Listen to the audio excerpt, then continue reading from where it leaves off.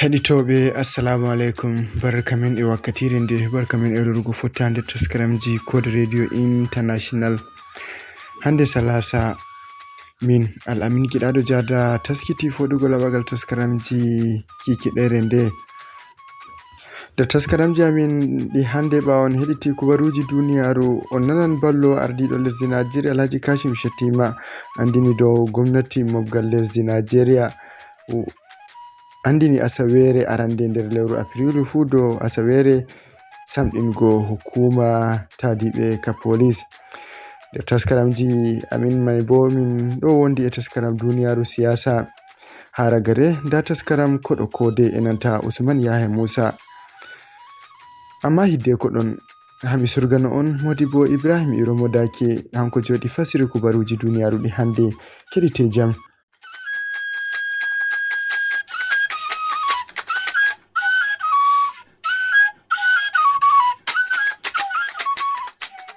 Jama'are assalamu alaikum, barka meɗen e jemmare nde. Aran raɓurduɗi nder habaruji ɗin. Gwamnatiwa diwal Nasarawa wirgi kala kaute dente rento ko liɓani lenyol gotol.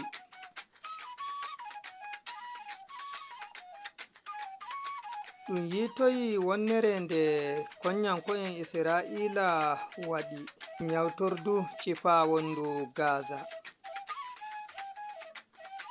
Leydi Amerika inanta leydi Iraki ɗon tiɗi gamma meccanki hite kuɓɓunge yebre funangere ndiyam.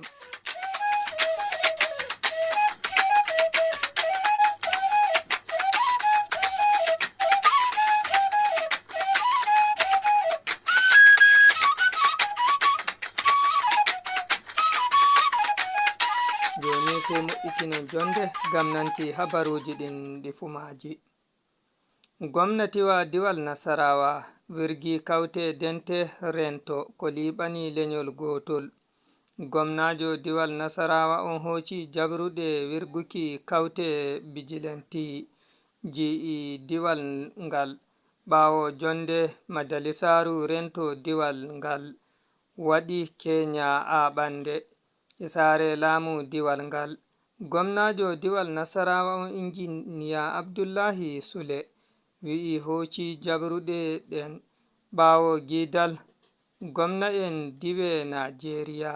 e horejo lamu leydi ndin Ahmed Bola Tinubu ilegol wakkatire ko ɓe jaranimo komnol julde sumaye. Dente rento wirgaɗe ɗen hauti i ƙungiyar zaman lafiya andiranga Nomad Vigilante Group ɗum fulɓe, nden e kautal Bassa Vigilante Gon Vigilante ima kaute dente rento ko liɓani lenyol gotol diwal ngal. Nden bo gwamnajo on hokki wa'adu asewere go'o dente ɗen jara kare kuɗe maɓɓe balmi maɓɓe yaki hukuma en rento diwal ngal. Gwamnatiwa mobgal lesdi Najeriya andini kala asewere aran nde lewru Afrilu malla Nayabru fu dow darnde asewere yeɗitingo be semɗingo kuɗe police en, nonnon bo nyalawmare joweɗiɗaɓre lewru ragarere joweɗiɗaɓre lewru Nayabru ndun lattake nyalande teddinki police en i Najeriya. Cukko horejo lamu leydi Najeriya on Alhaji Kashim Shettima andini aniya gwamnati mobgal leydi ndin i haurinde gaɗande hande i Abuja. To toni on woytu habaruji ɗi ɗo warana on iga Kode Radio International Abuja. On mbawai heɓuki habaruji amen ha channel YouTube amen Kode TV imananta Facebook amen Kode Radio. Nonnon on mbawai jippinki taskaramji amen fu ha channel Telegram amen www.t.me/Kode Radio. On mbawai heɗitaki min dow Radio Garden. Cuuɗi cakol habaruji yebre Gaza hokki habaru wonnere nde konyanko'en soje'en Isra'ila waɗi nyawtordu cifa wondu Gaza ɓawo irtoki goske Falastinu'en ɓe ɗum iri nder bulbuldi jarendi ndi ɓe mooɓi nyawtordu ndun. Suudu telebijin Al Jazeera wondu leydi Qatar wi'i ɗum irtoyi goske Falastinu'en 9 ɓe konyanko'en Isra'ila ɓen iri nder jarendi ndi ɓe mofti nder nyawtordu ndun. Ismail Asawabita horejo yebre cakol habaruji mo gomnatiwa yebre Gaza wi'i konyanko'en Isra'ila ɓen mbari Falastinu'en ko hewti 400 nder nyawtordu cifandun wondu wuro Gaza. Horejo laamu leydi Amerika Joe Biden hawtande e horejo gomnati malla Firaministajo leydi Iraki Mohammed Shia al-Sudani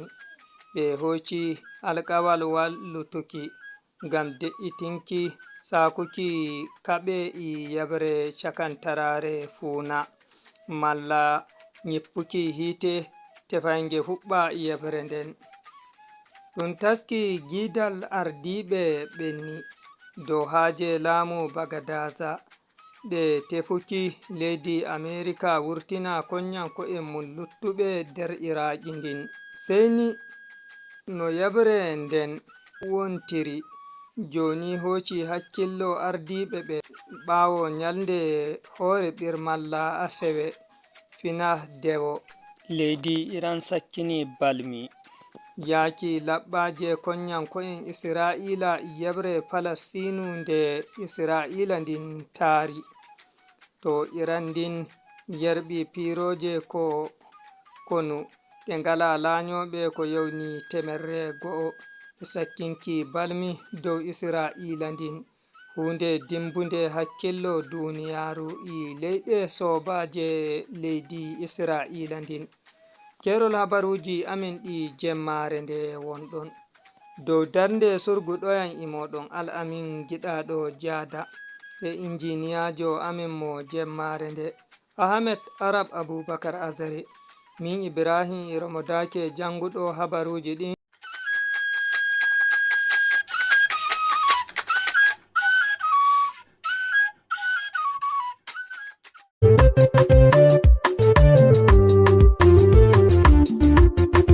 keɗite kode radio international ngam nango kubaruji belɗi e taskaramji fere ngam ta on daɗe.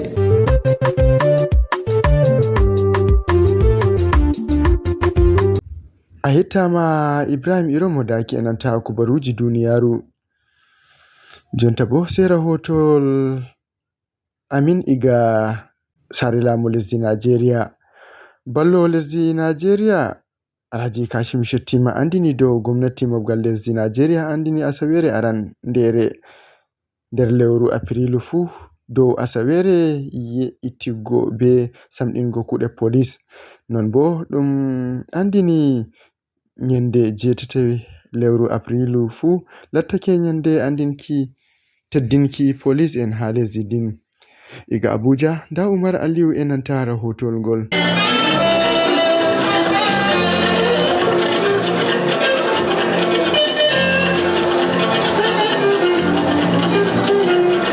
Ardiɗo lesdi Nigeria Bola Ahmed Tinubu andini dow gomnati mako mo'itinan yake no kuɗe police dogginirte jotta ha lesdi ndin yaago police en marɓe elto kandugo be kare kutinirɗe kanduɗe.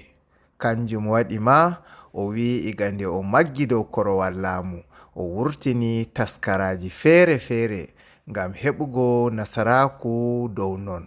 Tinubu andini non on ha hawrinde nde bana mare meɗaka waɗego nde hukuma police waɗi ha hotelwa Transcorp ngam teddinki police en ɓe kolli ngorgu tiiɗal be gongaku ha yake dogginki kuuɗe maɓɓe. Hawrinde bo nde ballo ardiɗo lesdi Nigeria Alhaji Kashim Shettima wakilti Tinubu ha muɗum. Kanko on bo waɗi jawabu ha o andini dow gomnati lesdi Nigeria falti nyalade woore ha hitande ngam teddinki police ha Nigeria. In our tradition of honoring the police force in the light of this great mission, we have approved the adoption of the first week of April as Police Week. O wi nder al'ada min on hedi teddinki police ha lesdi ɗo. Min notani hositiggo kala asawere arandere ha lewru April fuu dow asawere sembiɗiggo kuuɗe police ha lesdi ɗo. Nonnon bo nyalade ragarere ha asawere man wato jeɗiɗabre lewru April fuu warti dow nyalade police wato nyalade numtugo police on.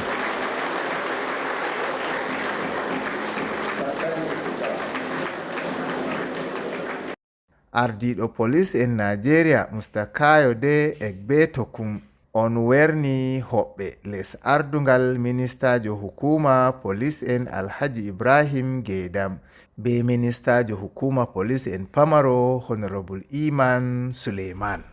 Ardiɗo jawleru majalisaru ndottien Mr. Goswell Akpabio be ballo mako Honorable Jibril Barau ɗon nder yaliriɓe ha hawrinde man. Nonnon bo laamiɗo Kano Aminu Ado Bayero be gomnajo Kano Abba Kabir fuu tawama. Hukumaji rento fuu jaliri ngam ardiɗo konyanko en lesdi Nigeria General Christopher Musa be ardiɗo soje en lisal honoɓe ha lesdi General Lagbaja fuu tawama. Ardiɓe police en ɓoyma en fuu ɗaccaka ha ɓawo ngam Baba Usman Alkali be Chief Sonde e Hendero hawtade be Mr. Solomon Arase fuu tawama. Nder ɓe hukuma police teddini ha hawrinde majum ni wodi Superintendent Idris Ibrahim, DPO Jotafa nder diwal Kaduna mo sali jaɓugo ceede ko hewti naira million 2 iga saggarlejo kastaɗo faso nango yimɓe ngam ceede. Be Margaret Elisha mo ɓe mbari yake dogginanno kuuɗe muɗum. Goriko be ɓikkoy mako on jaɓi dow darnde mako.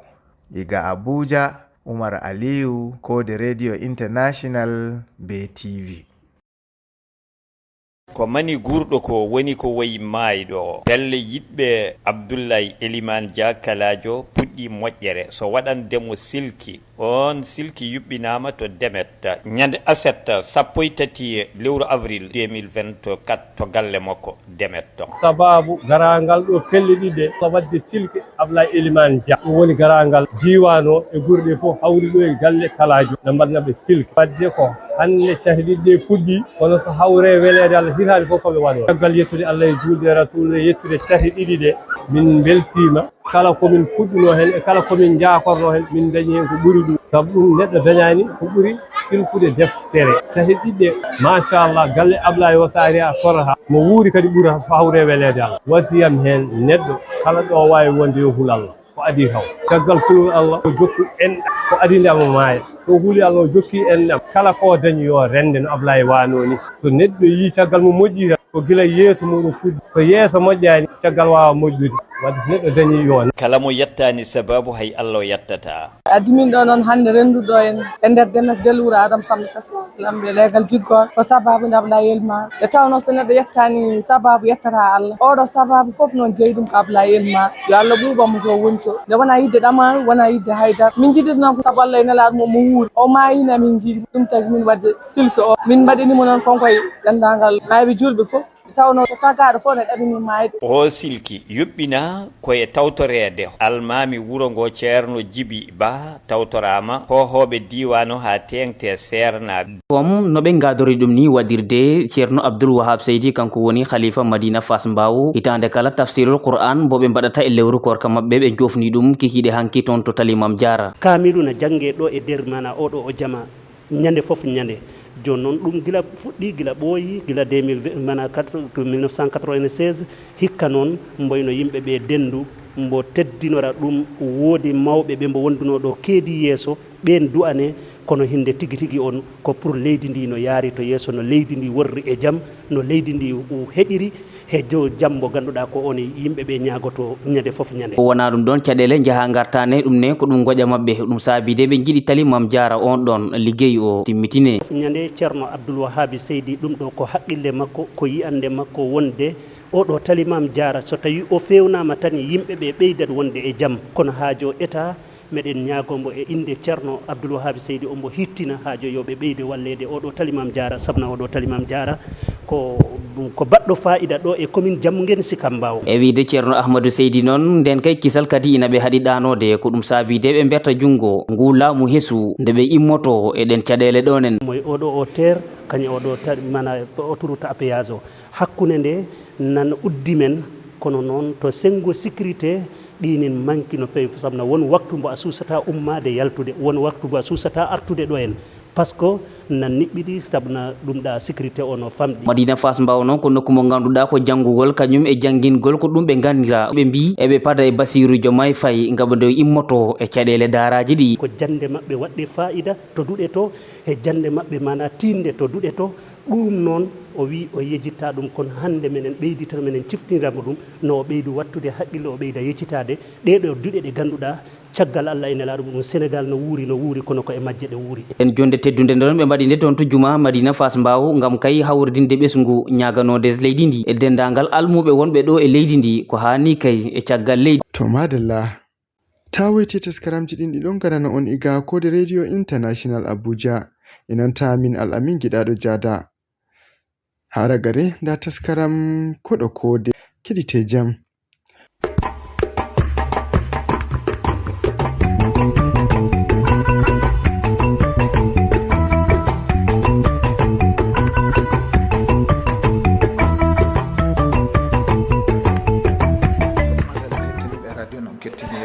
fulfulde fa hande neno en nanda en e bandin en Alhaji Amadou Boukary Amadou assalamu aleykum kassalam Ibrahima Luggo no huyɓe moɗon Alhaji Amadou hande en filɗa haaloɓe radio ji e fulfulde a wari hande a jangguiniɓe ɗo ende a holliɓe ɗumen woni gollan ɗumen woni ko jiiɗa haaloɓe e fulfulde ɓen yamirode ko gaddantaɓe ko jangguirɗa ɗum woodi fof ko fama e ɗo majji to hono jande kay bon gam hunde kay fof jande ne wiide de wona jande hono sécurité ni noon yewtere noon mi yewtude e maɓɓe noon mi heeɓi sanne min ko andumi ele yewtereji ko mi e maɓɓe min kaldi ɗum enɗam e wala fof ko jawranmi tan sewona hono ko yimɓe haali ɗum Allah wantaɓe yimɓe heeɓi fayida majjum gara majjum du taɓe jeggita hono kulle ɗiɗi mawɗe gonɗe endumi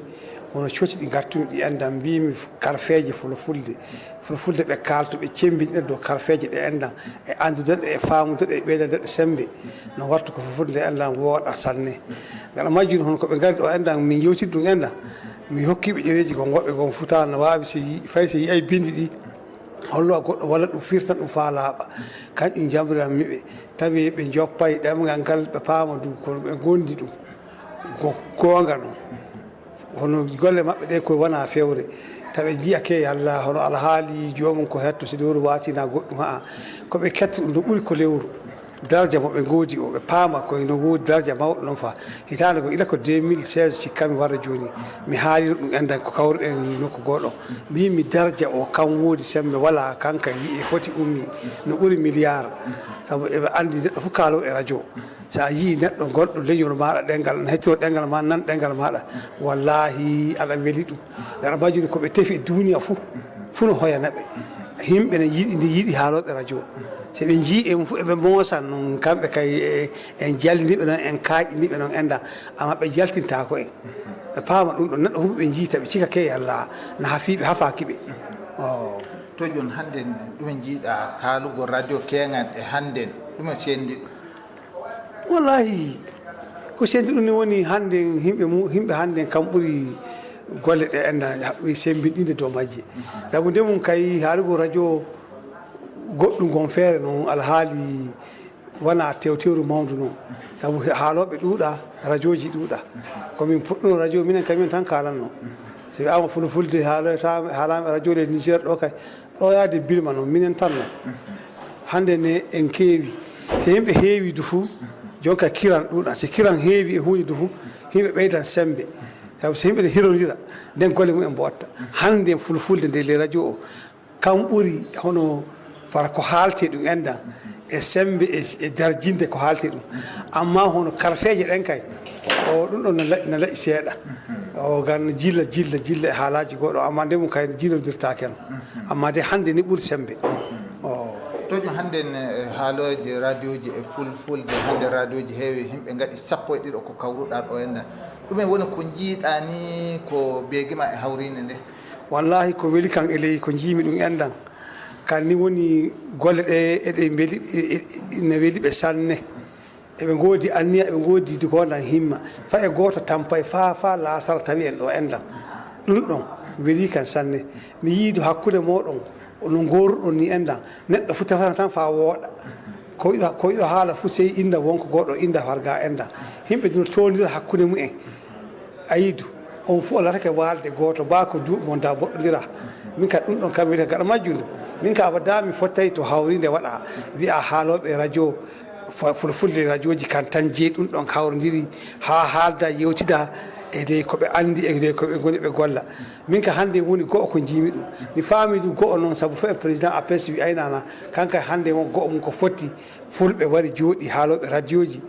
faala haala haalaji no wonno gollira e golleji mumen no wonno yaara ɗum waɗi ko ƴammi ɓe mbimi ɓe tafa karfeje wayri ɓe keeɓi Allah walli yimɓe APS no yiɗi golle ɗe eɗen beeli ɗum kandu iri golle mum da noon jaati sembudude ɗemgal suudu no woodi no hani lewru fuu oɗon kawra ɗo enda oɗon tafa karfeje oɗon daara seni on keɓay to dari ɗon kakak bittorɗon jannguɓe fulfulde nde sabu wawde fulfulde kakkay ɗum kay wala wawde noon ɗum ɗon kay ko yoori karawno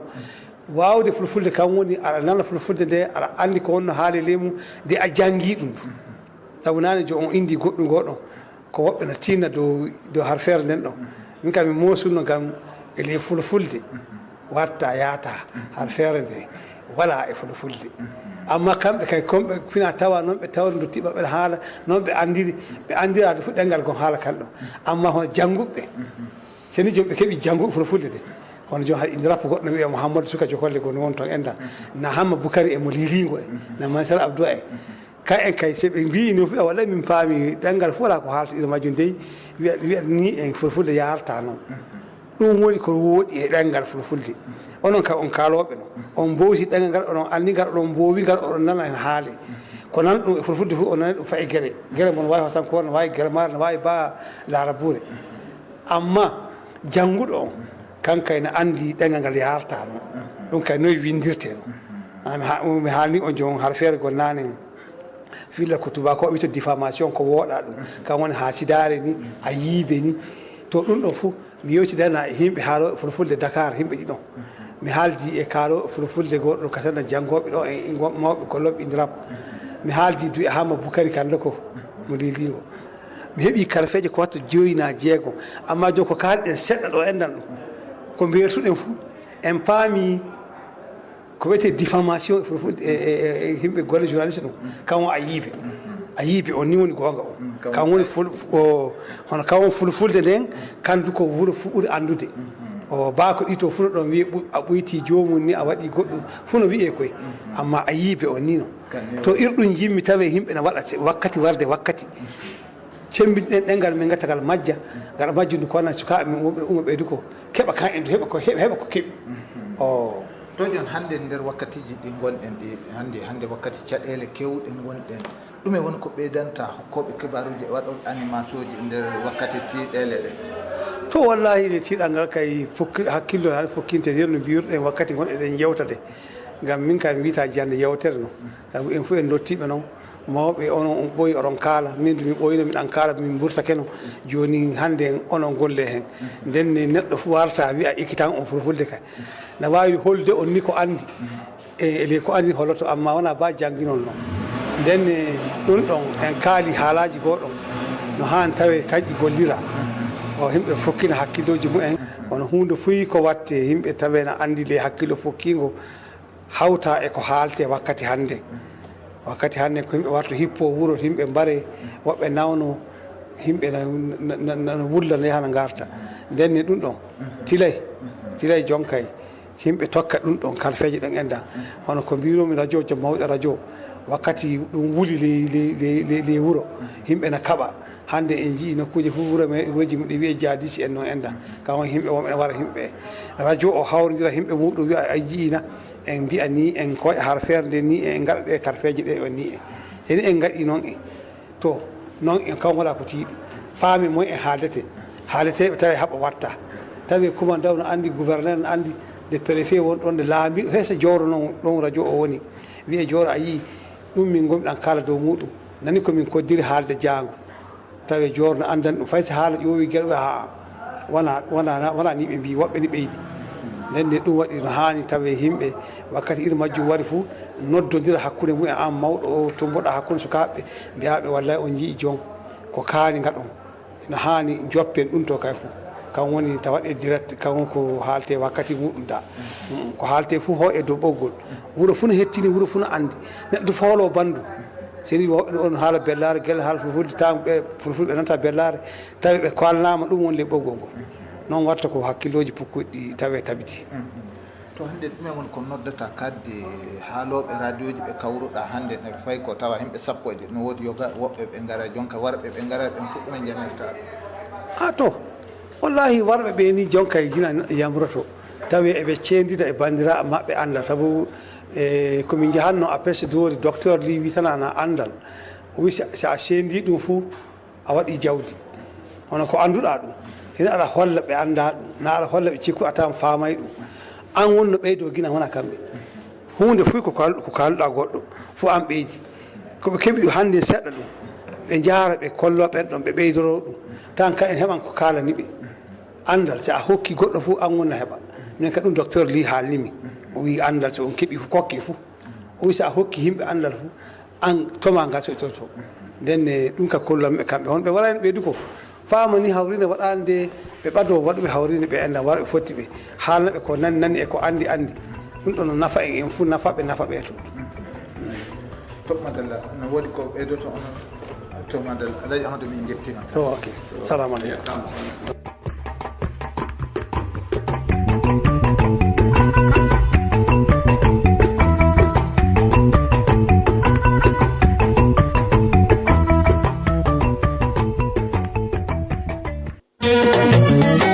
miɗo nana belɗum heɗitago kubaruji kode radio international ha kilohas 7,295 deydey jamdi 7 yahango 7 e reta jamma agogo nigeria kamaru niger enanta chadi non bo jamdi 7 yahango 7 e reta agogo utc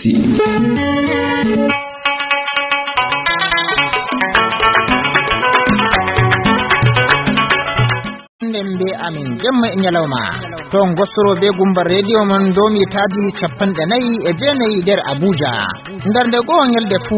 wala hendu ko hoshaki hite sudu radio code international sai ummatore konde min don gam onon ma gondem be amin